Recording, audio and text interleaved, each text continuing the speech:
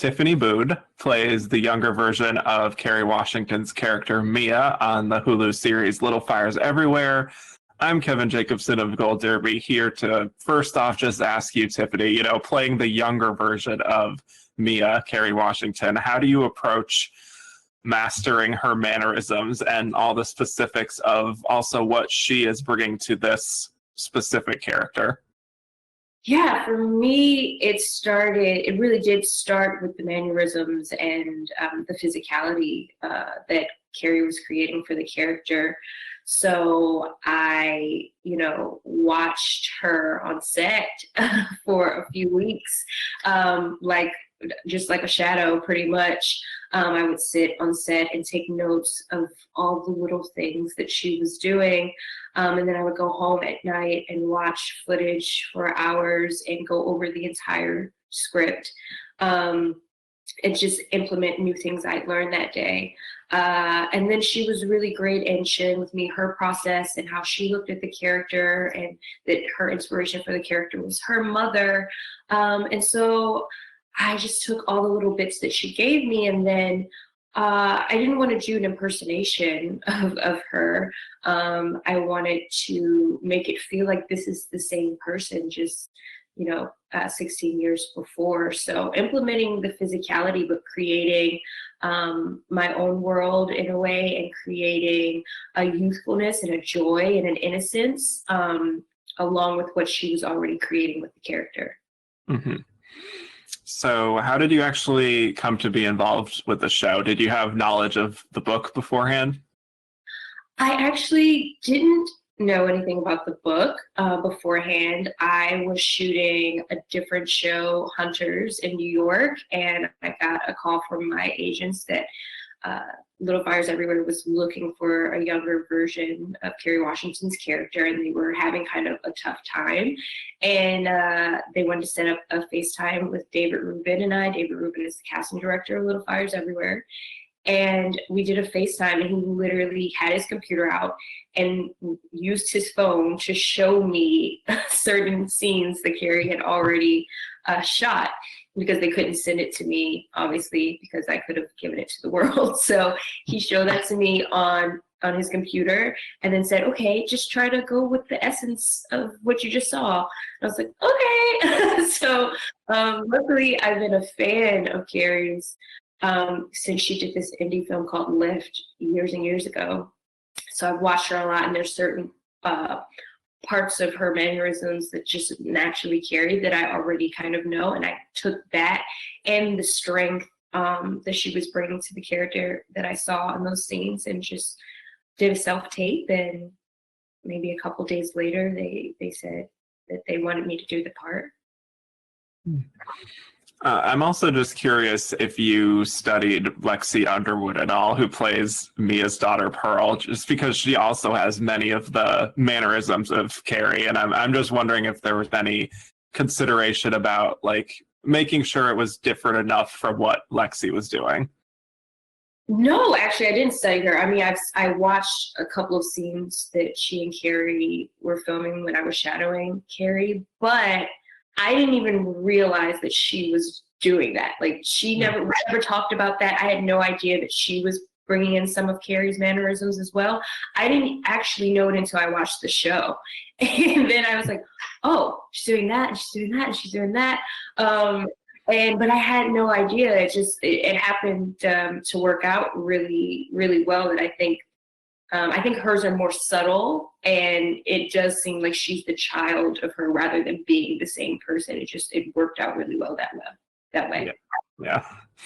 And your big episode is episode 6, and Mia is dealing with a whole lot in that episode. She's lost her brother. She's getting into a relationship with her mentor. She's agreeing to be a surrogate for a couple in order to pay for college. Very emotional material. I mean, how did you go about portraying this young woman who is at such a difficult part of her life?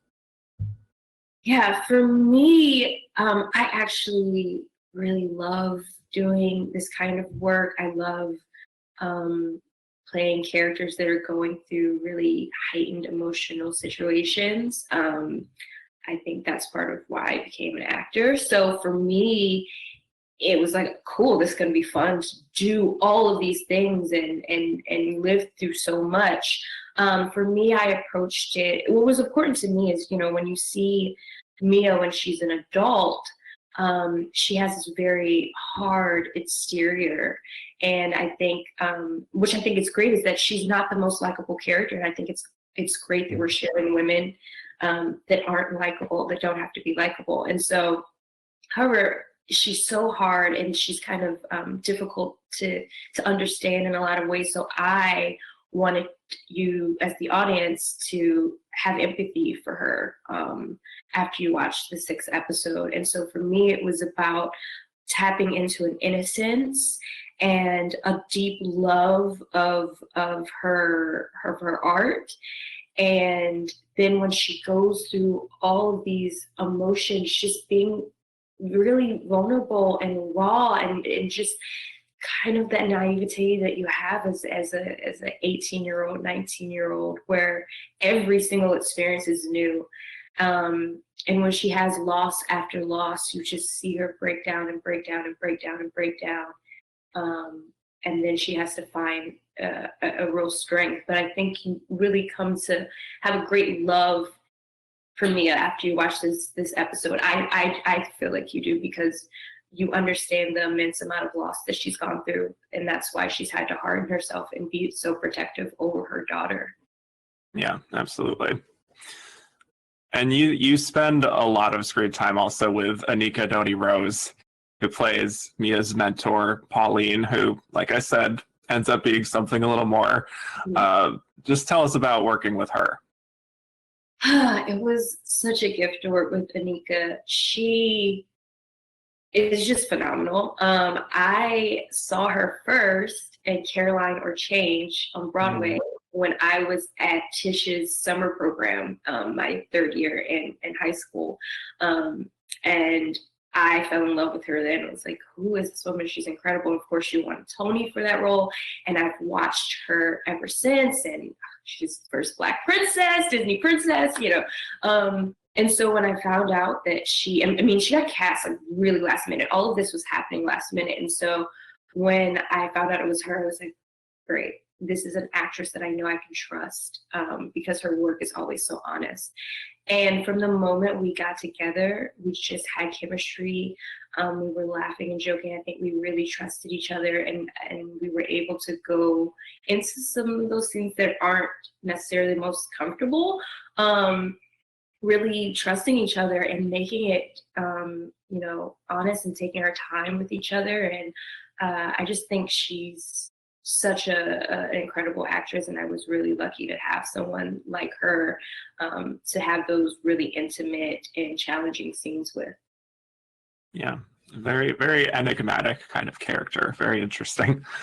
And Aubrey Joseph plays Mia's brother, Warren. Obviously, that's another very close relationship. How did you work to establish that relationship and make it feel like that sense of history? It's so interesting that I feel like as soon as I met Aubrey, he felt like my little brother. Like, we honestly didn't have to do much. As soon as he walked into a room, I think he was doing fittings and we were shooting, and he walked into the room and he was dressed so cool. He had like 6 layers of chains on, like diamond chains, and like rings on every finger. And I literally was like, who is this kid? Like, I want to know him. I want to be friends with him. And so when he came over, I was like, I'm going to be playing your brother. I was like, perfect. Like, I love you already. And so we connected because we both from the East Coast, both raised by really strong moms. We, enjoy the same kind of music, and he's kind of, fresh to the industry. And so I already felt kind of like protective over him. We just got along really well. The first day we started working together, we were taking selfies together. So we honestly didn't, we really didn't talk a lot about building up this relationship, or the story of this relationship. We were very lucky that it was just natural. And I know for Kerry, she would be on set when I was filming, and the first day we filmed together, and she watched it and she went, oh my God, I love you guys together. And I know that it informed some things that she did later, talking about her relationship with her brother. So, I mean, it's great casting. I think Aubrey's incredible. Yeah, that's very interesting.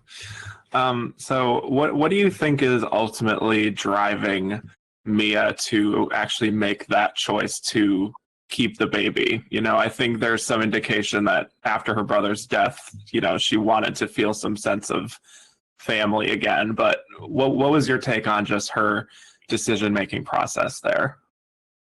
Yeah, for me, she lost pretty much all of her family because she lost her brother and she can't say goodbye. But also, it's very clear that her parents are pretty much disowning her. Her parents, who already didn't accept who she was as an artist, as a person, won't even let her go to her brother's funeral. And she knows there's no turning back from that, really. Her parents are so ashamed of her. And the last conversation she had with her brother, he told her he wanted her to keep this baby. And so I think it was a way of honoring him and having that love, that unconditional love in her life again that she had with her brother. Her brother was her person. Her brother was the person who understood her and loved her. Her only family member that she truly had a deep connection with. So I think it was the way of holding on to this love that she lost and honoring his memory. She just grasping at straws at that point for some lifeline, and Pearl ends up being that lifeline for her. Mm-hmm. Yeah, and it was interesting just seeing the response to her decision making there, just from fans and all that. Very, very mixed feelings, you know. Yeah. Well, I've talked to quite a few people now, actually, from the cast and crew of this show, and a lot of them just mentioned that there's this rare element of this being such a female-dominated set that was very collaborative, and this feeling that your voice was heard, essentially. And I know you weren't part of the present day scenes with the main cast, but did you find that to be true from your perspective? Absolutely. I think we all agreed, and again, I was only there for a short amount of time compared to them. I think they were shooting for 5 or 6 months, and I was there for 3 or 4 weeks. There was an energy on that set that is hard to explain. I know when I walked in my first day of just meeting everyone and shadowing, I didn't realize it was so female driven. Obviously, I knew that Reese and Kerry were the executive producers, but it was a video village full of women.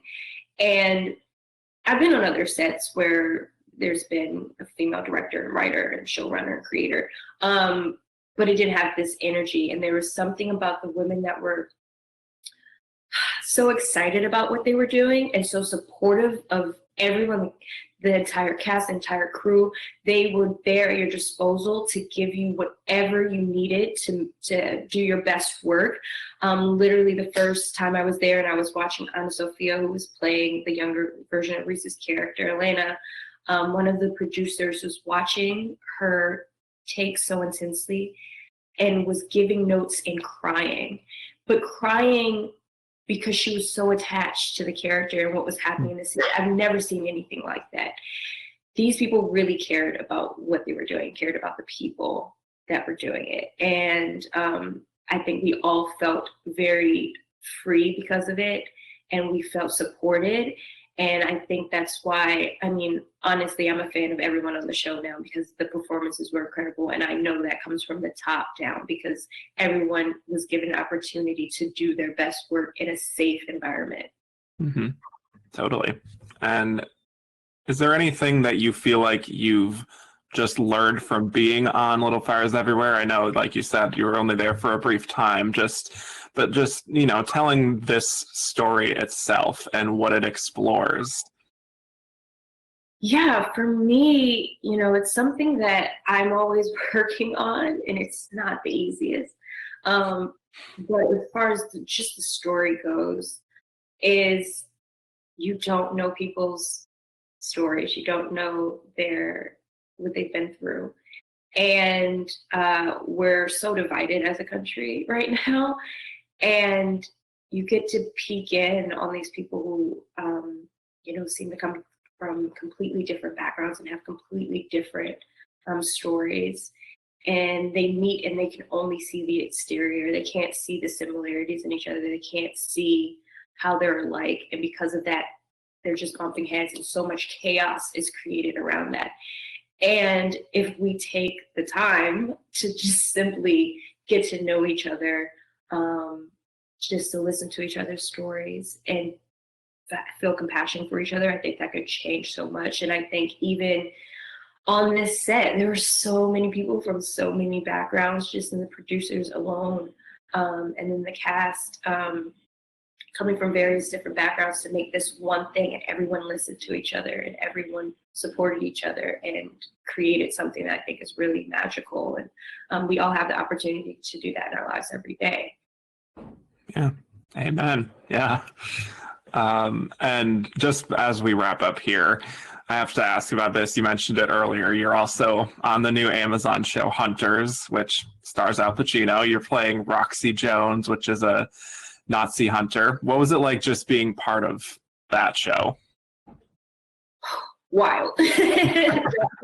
It's there's so many characters, so there's flashbacks and fantasy scenes and Al Pacino. So it's a crazy place, but it's another set that really has an energy that I can't really explain, because we are a ragtag group of people. It's like the hunters alone, the 6 or 7 of us, are just a crazy bunch of people trying to come together to make this thing that is kind of bigger than life. And so I learned so much watching Al work. Obviously being a fan, who isn't a fan of Al Pacino? I was going to be able to pretty much have an acting class every day from him and Carol Kane and these other incredible actors, and do something that honestly is really timely. Even though we're talking about the past, it's things that could be happening right now, are happening right now. And so I think we all felt like we were telling a really important story in a really interesting way. And I think it made for a fun time, a difficult time, because it was hard work, but a really fun time. And I think people who watch the show have appreciated, that we're trying to start a bigger dialogue about what's happening right now. So I'm so lucky to be in both projects, honestly. Yeah, absolutely. Well, thank you so much, Tiffany, for joining us today. Thank you. Yeah. And for those of you watching, hit like and subscribe for more Emmy season interviews just like this, and head over to goldderby.com to start making your predictions. Thanks again. Thank you.